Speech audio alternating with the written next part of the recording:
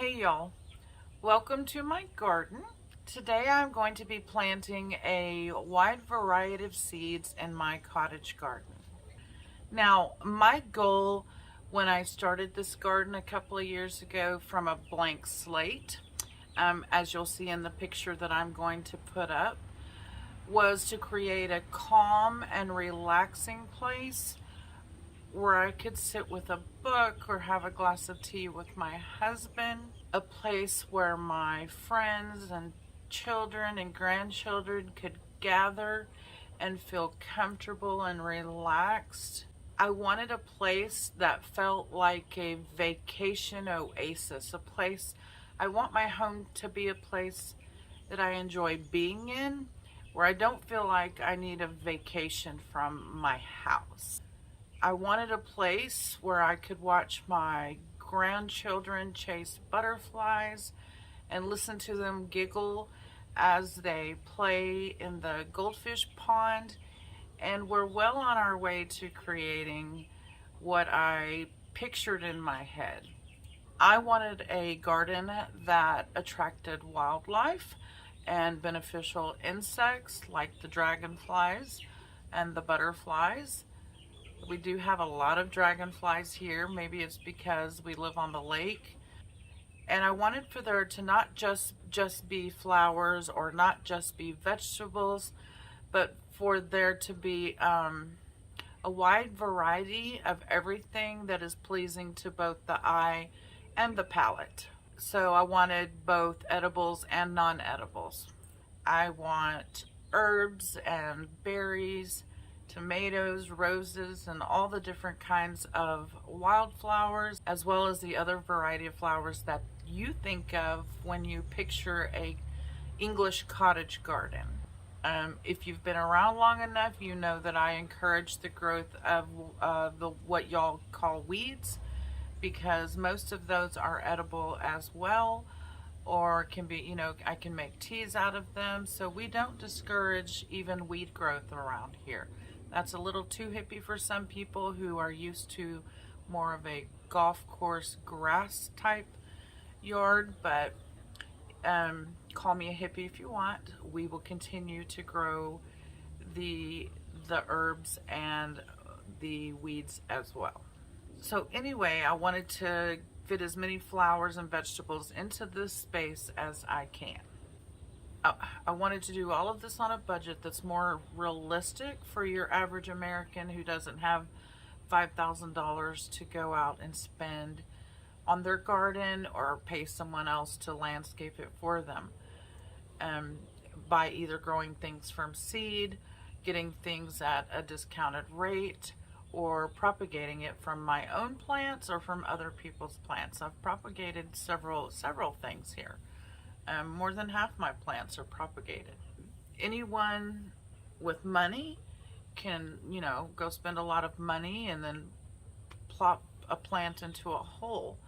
Plants want to grow, and if you give them some sun and water, most of them will thrive.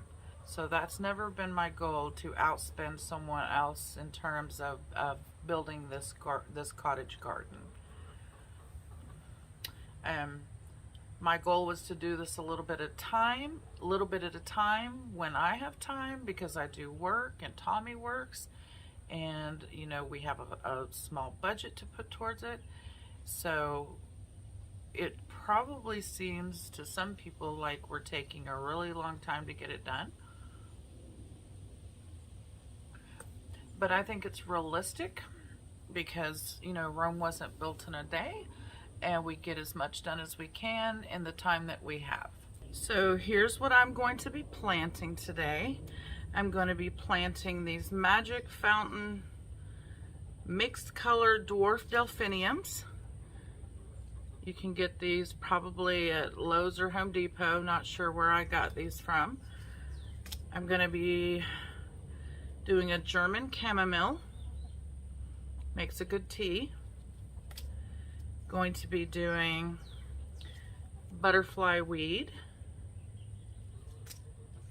This is an Oklahoma zinnia. Multiple colors there. Gonna do these Pacific Giant delphiniums, different colors in that one. Now, if you know anything about Texas, you know that our state flower is the bluebonnet, and it is a lupine. These are similar, but they're a pink color.